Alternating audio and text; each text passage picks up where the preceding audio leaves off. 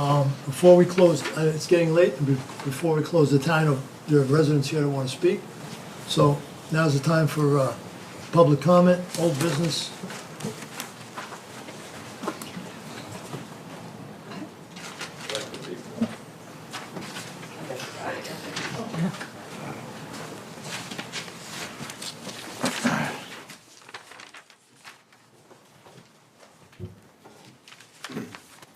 Good evening. My name is Rob Pflieger. I live at 336 West Street. My wife and I have been residents of Harrison for 18 years. We've raised our 3 kids here through the public schools. I've voted in every town election, just about every town election. This is my first town board meeting.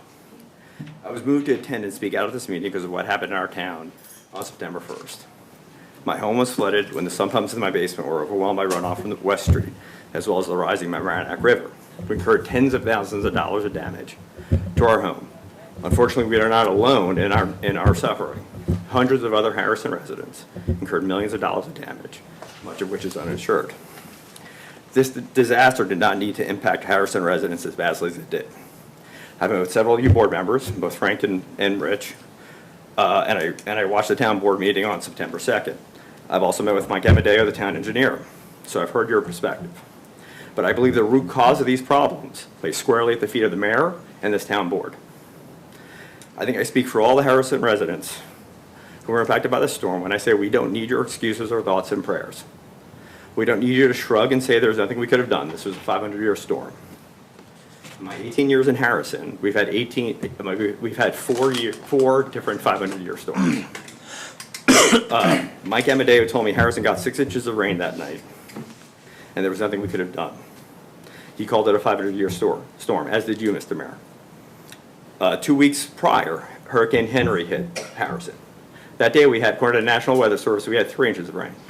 New Rochelle, 10 miles down the road, had 6 inches of rain. So we had 2 500-year storms, so we just missed the second 500-year storm by 2 weeks, by 10 miles in 2 weeks.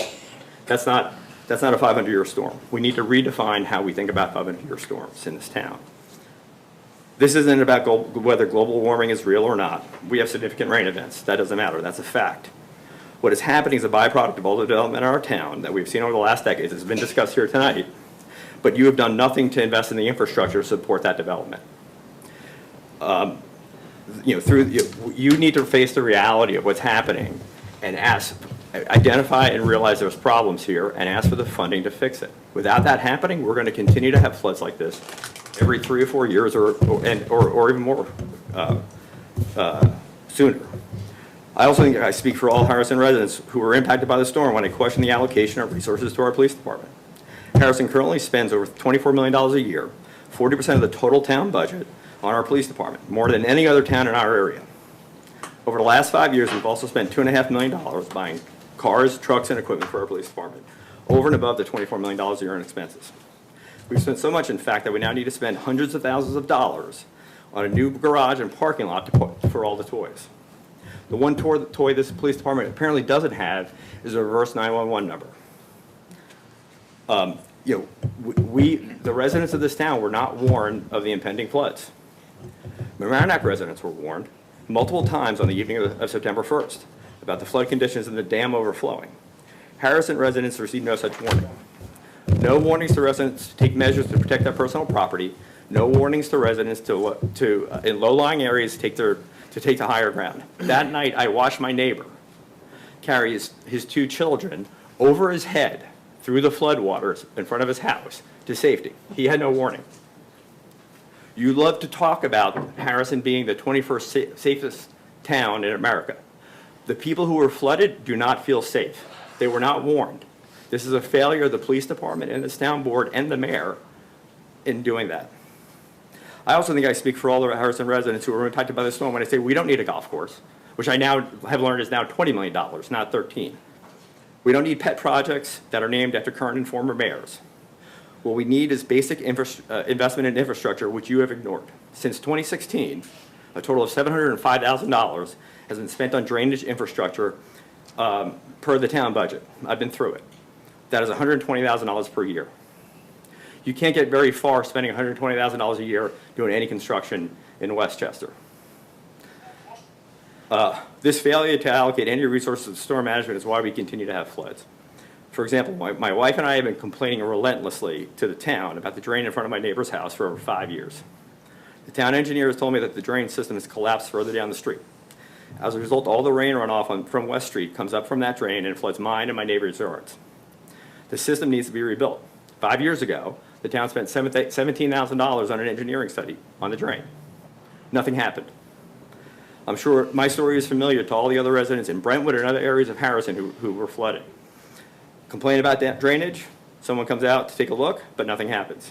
Yet somehow we can spend $20 million on a golf course and $2.5 million to turn a swamp into a park.